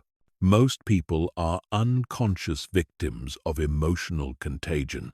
They absorb whatever emotions are prevalent in their environment without realizing what's happening. They walk into a room full of stressed people and wonder why they suddenly feel overwhelmed. They spend time with negative people and can't figure out why their mood has shifted. They're emotional sponges, soaking up whatever energy surrounds them. But emotionally intelligent people understand how to consciously manage emotional contagion in both directions. They can protect themselves from absorbing negative emotions while intentionally spreading positive emotional states. They become emotional leaders who elevate the energy of every room they enter, rather than being dragged down by whatever mood happens to be present. The science behind emotional contagion involves mirror neurons, which automatically fire when we observe others' emotions, essentially making us feel a diluted version of what they're experiencing. This happens below the level of conscious awareness and much faster than rational thought. By the time you consciously recognize someone else's emotional state, you've already begun to experience it yourself. This is why the emotional state you bring to interactions matters so much.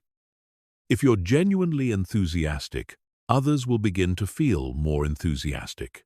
If you're authentically calm under pressure, others will feel more centered. If you're genuinely curious and engaged, others will become more open and creative. Your emotional state becomes the foundation for the emotional tone of the entire interaction. But here's the crucial distinction. Authentic emotions are contagious. while fake emotions typically aren't.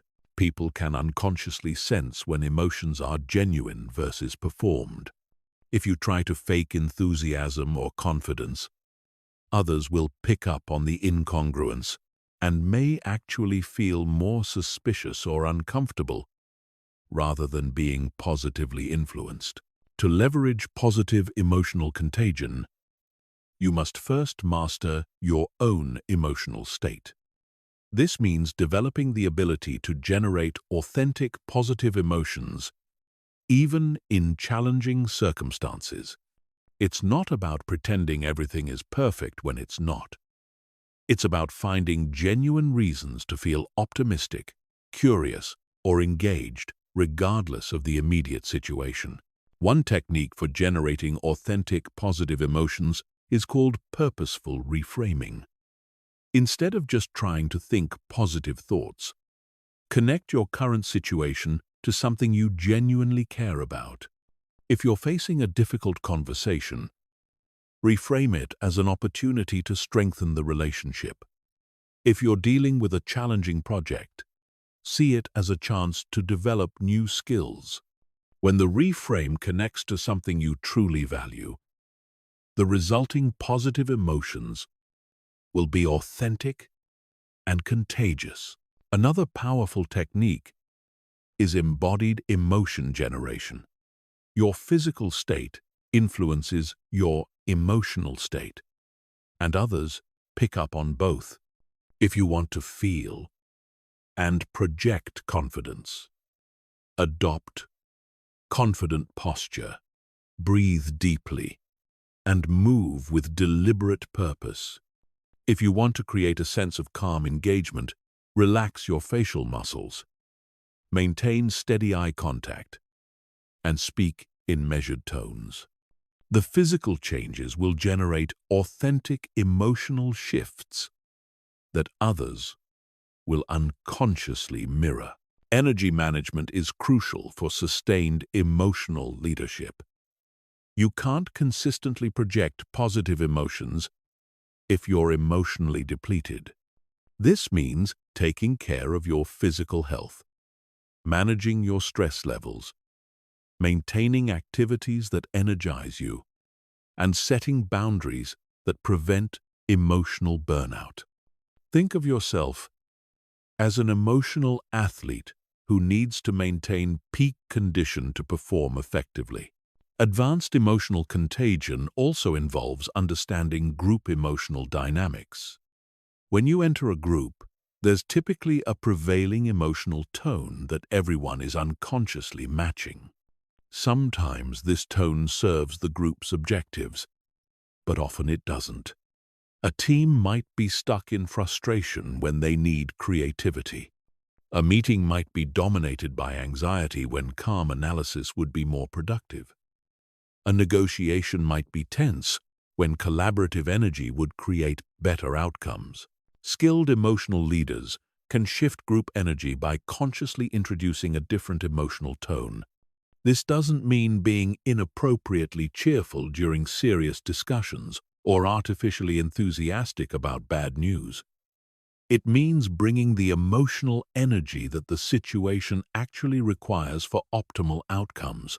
If a group is stuck in analysis paralysis, you might introduce decisive energy by asking action-oriented questions and speaking with conviction. If a team is rushing toward a poor decision, you might slow things down by demonstrating thoughtful reflection and asking everyone to consider long-term implications. If people are becoming defensive during conflict, you might shift toward collaborative energy by acknowledging everyone's valid concerns and focusing on shared objectives. The key to ethical emotional influence is ensuring that the emotions you're spreading actually serve everyone involved. You're not trying to manipulate people into feeling things that benefit only you. You're creating emotional conditions that help everyone think more clearly, perform more effectively, and achieve better outcomes. Emotional contagion also works through storytelling and metaphor.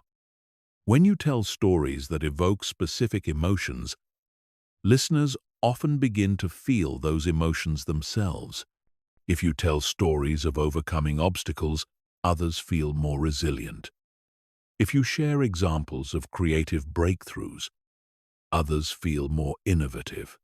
If you describe moments of collaboration and trust, others become more willing to cooperate. Remember that emotional leadership is a responsibility as much as it is a skill. When people are influenced by your emotional state, you have an obligation to ensure that influence serves their highest good, as well as your own objectives. Use emotional contagion to elevate others, not to control or exploit them. Chapter 13.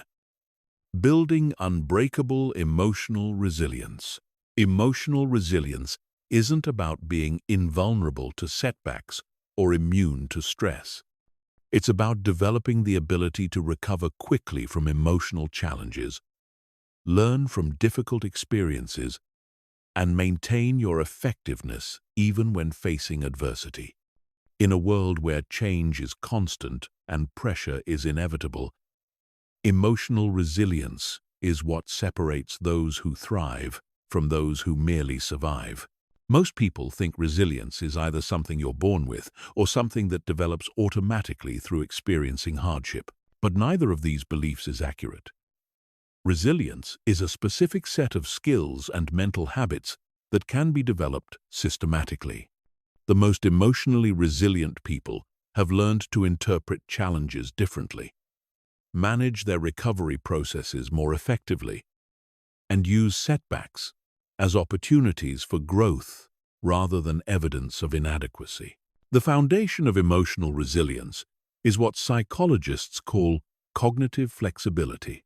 This means having multiple ways to interpret any situation rather than being locked into one perspective that might generate hopelessness or victimization.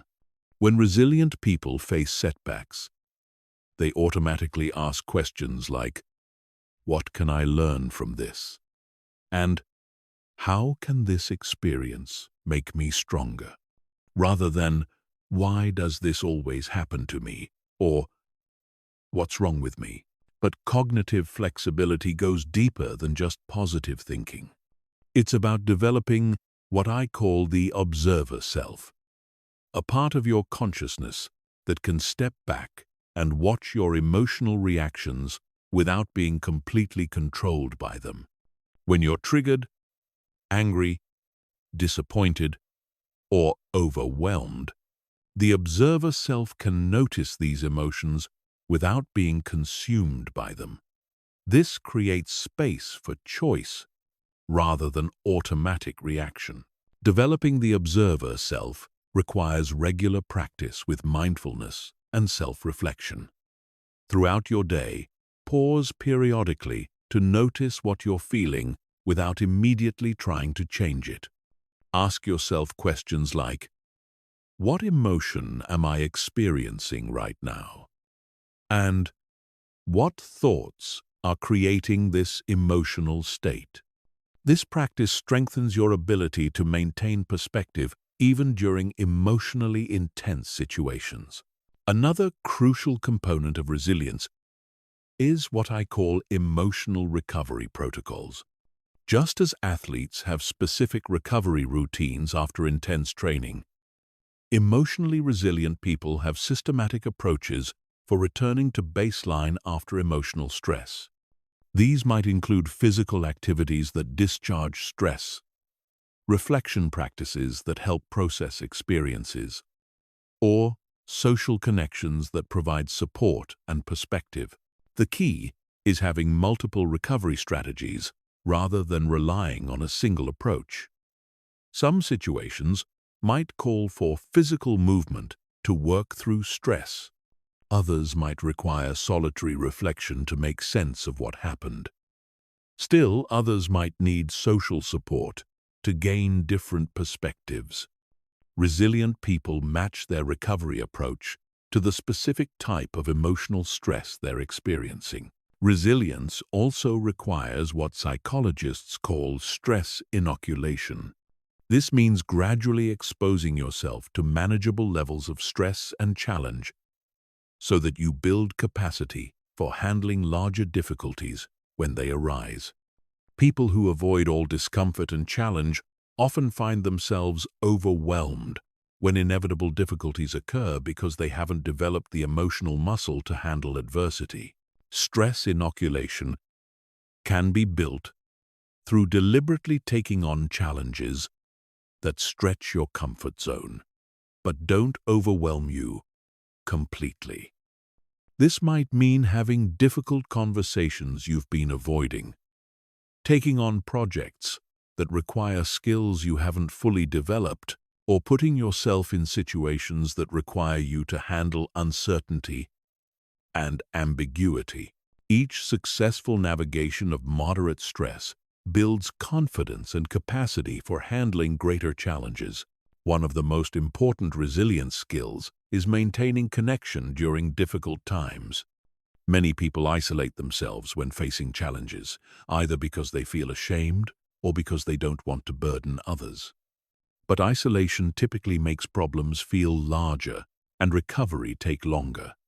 Resilient people maintain their support networks and know how to ask for help effectively when they need it. This doesn't mean becoming dependent on others or expecting them to solve your problems. It means having relationships where you can process experiences, gain different perspectives, and receive emotional support during challenging times. It also means being willing to provide the same kind of support to others, creating reciprocal relationships that strengthen everyone involved. Resilient people also develop what I call anti-fragility, a concept developed by Nassim Taleb. Anti-fragile systems don't just recover from stress, they become stronger because of it. Anti-fragile people approach challenges with the assumption that they will emerge more capable than before, not just return to their previous level of functioning. To develop anti-fragility, start viewing every challenge as training for future challenges. Ask yourself, after difficult experiences, what capabilities have I developed that I didn't have before? And how has this experience prepared me for future situations? This reframing transforms setbacks from evidence of weakness into proof of growing strength. Another crucial element of resilience is maintaining a sense of purpose and meaning, even during difficult periods. When people have a clear sense of why their efforts matter, they can endure temporary discomfort more easily. Purpose provides the motivation to persist when immediate circumstances are unpleasant or discouraging. Your sense of purpose doesn't have to be grandiose or world-changing. It just needs to be genuinely meaningful to you. Maybe you're committed to providing for your family, developing your skills, contributing to your community, or creating something valuable. When you connect daily challenges to these larger purposes, you can maintain resilience even when specific situations feel overwhelming. Resilience also involves developing emotional granularity about your recovery process. Instead of just knowing that you're stressed or upset, resilient people can identify specifically what type of emotional stress they're experiencing and what type of recovery they need. Disappointment requires different recovery than anger. Anxiety needs different support than sadness. Frustration calls for different strategies than overwhelm. The more precisely you can identify your emotional needs, the more effectively you can address them. This prevents the common mistake of trying to solve the wrong problem or using recovery strategies that don't match your actual emotional state. Remember that resilience is not about becoming emotionally numb or pretending that difficulties don't affect you. It's about developing the skills to navigate challenges effectively while maintaining your emotional intelligence and connection to others. The goal is to become someone who can face whatever life brings while continuing to grow, contribute, and maintain meaningful relationships. Chapter 14. Creating Psychological Safety and Trust in Any Environment. Psychological safety is the foundation upon which all other emotional intelligence skills are built. It's the feeling that you can express yourself authentically, take risks, make mistakes, ask questions, and share ideas without fear of punishment, humiliation, or rejection. When psychological safety is present, people bring their full intelligence and creativity to their interactions. When it's absent, people become defensive, guarded, and focused on self-protection rather than collaboration. Here's what most people don't understand about psychological safety. It's not about being nice or avoiding difficult conversations. It's about creating an environment where truth can be spoken, problems can be addressed, and growth can happen.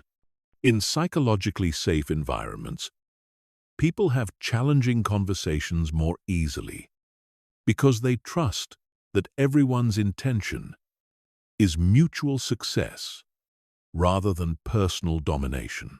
The most psychologically safe environments are often those with the highest standards and expectations, because people know that the goal is excellence, not perfection, and that mistakes are treated as learning opportunities rather than personal failures. Low psychological safety environments, by contrast, often have lower actual performance because people spend their energy managing their image rather than focusing on results. Creating psychological safety starts with your own behavior and mindset. You cannot create safety for others if you're operating from a place of defensiveness, judgment, or the need to be right. Psychological safety begins with leaders and influential people who model the behavior they want to see from others. The first element of creating psychological safety is demonstrating intellectual humility. This means being genuinely curious about other perspectives, acknowledging when you don't know something, and being willing to change your mind when presented with better information. When people see that you're more committed to finding the truth than to being right, they feel safer sharing their honest thoughts and observations. Intellectual humility shows up in your language patterns. Instead of saying, "That's wrong," try, "Help me understand your thinking on that." Instead of, "Obviously," the answer is, "Try." One way to look at this might be, instead of defending your initial position when challenged, try, "That's an interesting point. Let me think about that." The second element is responding to mistakes and failures with curiosity rather than judgment. When someone makes an error, the first question should be, "What can we learn from this?" rather than, "Who's responsible for this?" When people know that mistakes will be treated as learning opportunities rather than reasons for punishment, they're more likely to take appropriate risks and more likely to admit errors quickly rather than hiding them. This doesn't mean eliminating accountability or accepting poor performance. It means separating the person from the problem and focusing on solutions rather than blame. You can have high standards while still maintaining psychological safety by making it clear that everyone is working together to achieve those standards rather than competing against each other to avoid punishment. The third element is actively inviting input and dissent. Psychological safety isn't just the absence of punishment for speaking up. It's the active encouragement of diverse perspectives. This means regularly asking questions like, "What are we missing?" and "What concerns do you have?" that we haven't discussed? And what would need to be different for this to work better? When you actively invite dissent, you need to be prepared to receive it non-defensively. If someone shares a concern and your first response is to explain why they're wrong, you've just reduced psychological safety for everyone who witnessed that interaction. Instead, thank them for sharing their perspective and ask follow-up questions to better understand their viewpoint. The fourth element is being transparent about your own uncertainties and learning process.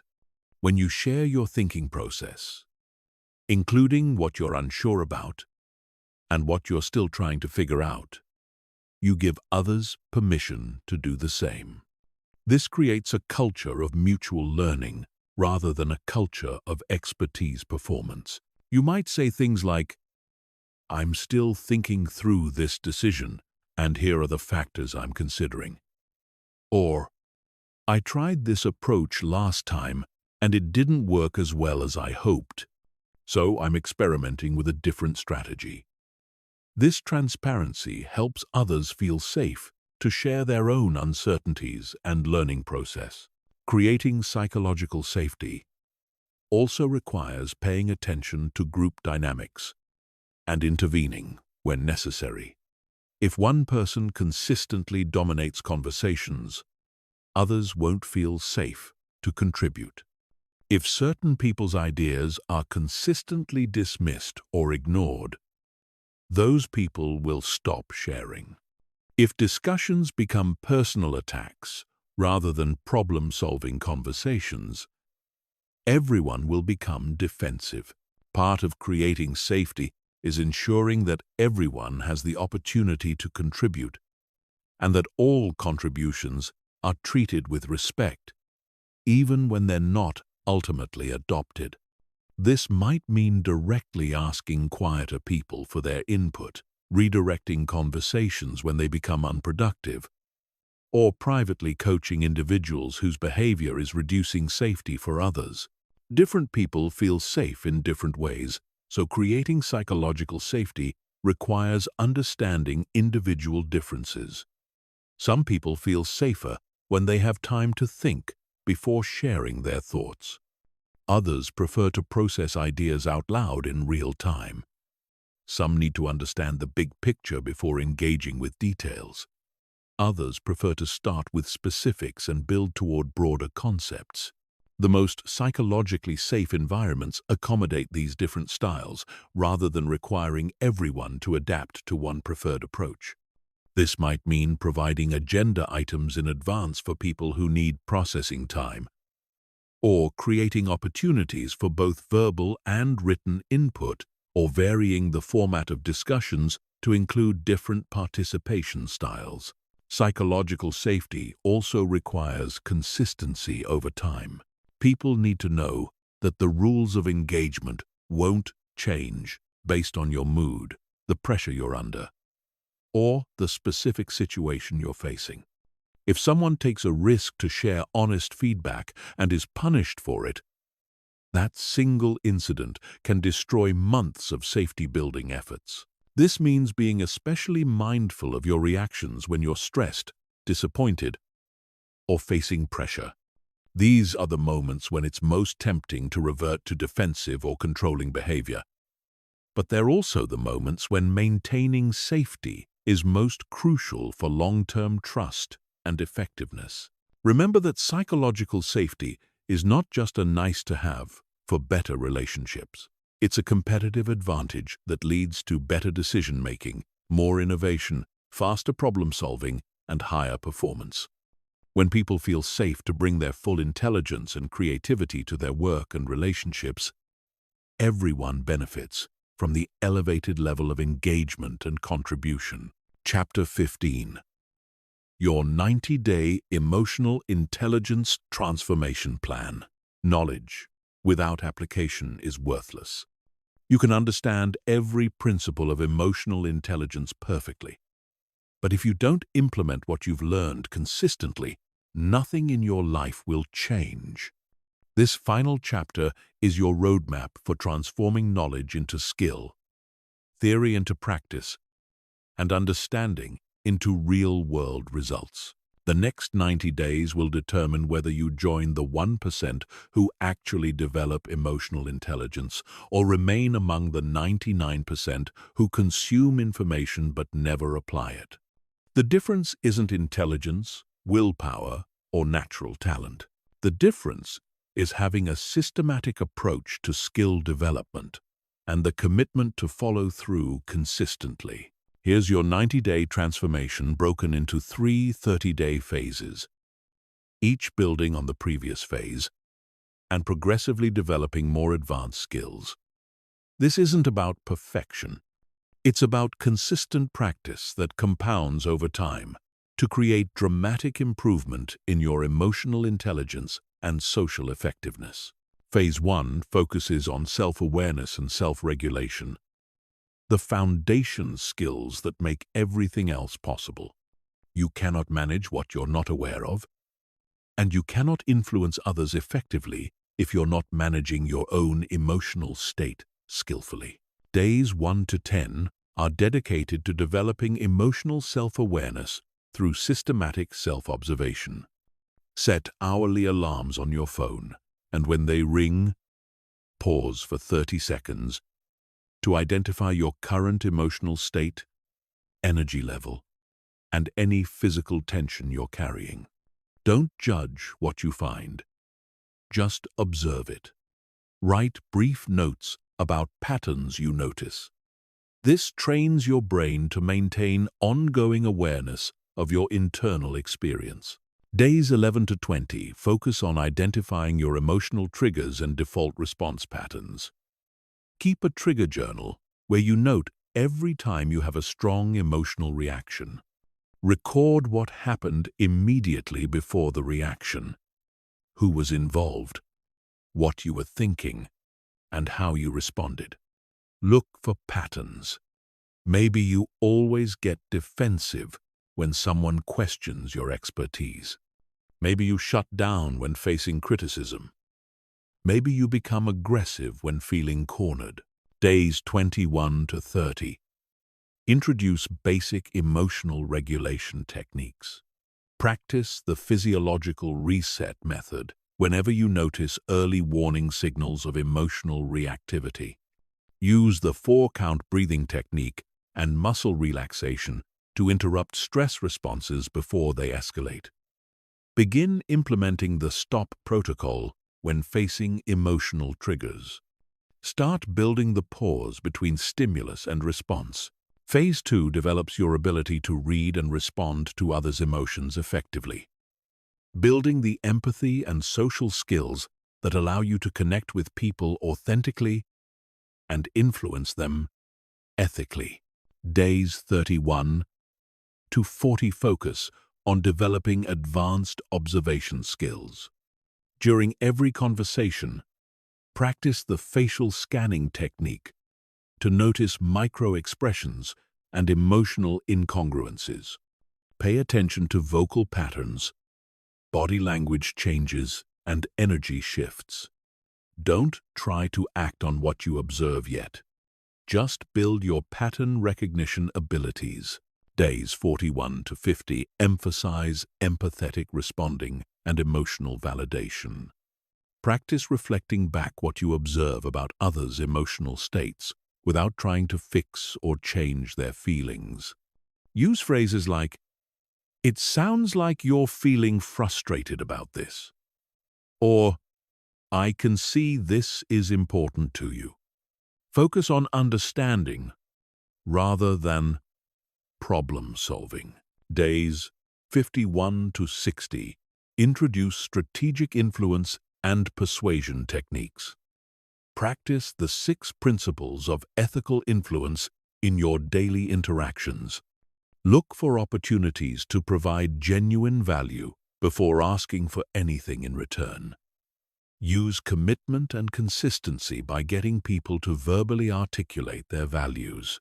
Create appropriate social proof through stories and examples. Phase 3.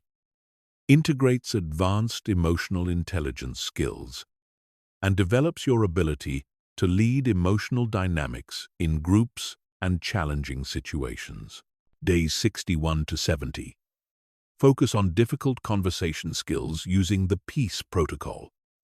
Identify one relationship or situation where you've been avoiding a necessary conversation. Plan and execute that conversation using the preparation, engagement, acknowledgement, collaboration, and establishment frameworks. Reflect on what worked and what you can improve. Days 71 to 80. Develop your emotional leadership and contagion abilities. Practice consciously setting the emotional tone in meetings, conversations, and group settings. Work on generating authentic, positive emotions and spreading them to others through your energy, storytelling, and engagement style. Notice how your emotional state affects the people around you. Days 81 to 90. Integrate all skills while building long-term emotional resilience and advanced calibration abilities. Practice the anti-fragility mindset by reframing challenges as growth opportunities. Develop your observer self through daily reflection. Create systems for maintaining emotional fitness over time. Throughout all 90 days, maintain 3 daily practices that support your emotional intelligence development. First, spend 10 minutes each morning setting your emotional intention for the day. What emotional state do you want to maintain? What emotional challenges might you face? How do you want to respond to stress or conflict? Second, conduct a 10-minute evening review where you reflect on your emotional experiences from the day. What went well? What could you have handled better? What patterns are you noticing? What do you want to practice tomorrow?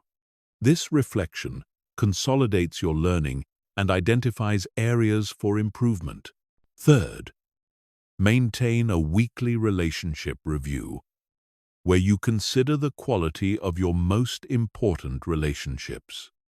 How well are you reading and responding to the people who matter most? What emotional needs might they have that you're not addressing?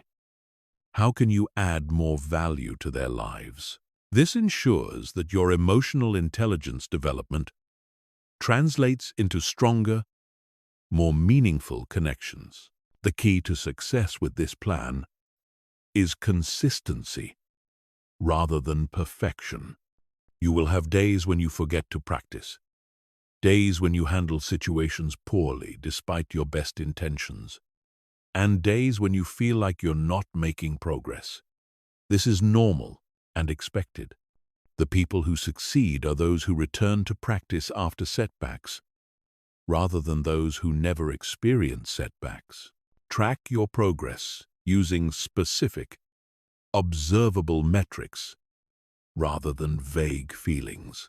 Count how many times per day you successfully use the pause between stimulus and response. Note how often people seem to open up and share more with you than usual. Observe how frequently others seek your input during conflicts or difficult decisions. These concrete indicators will show you that your skills are developing even when the progress feels invisible. Remember that emotional intelligence is not a destination but a lifelong practice. These 90 days will give you the foundation and momentum, but the real benefits come from making these skills a permanent part of how you operate in the world. The investment you make in developing emotional intelligence will pay dividends in every relationship, every opportunity, and every challenge you face for the rest of your life. Your transformation starts now. Not tomorrow, not next week, not when conditions are perfect. Now. Because the person you become through developing emotional intelligence is the person who will create the life you actually want rather than just the life you happen to get.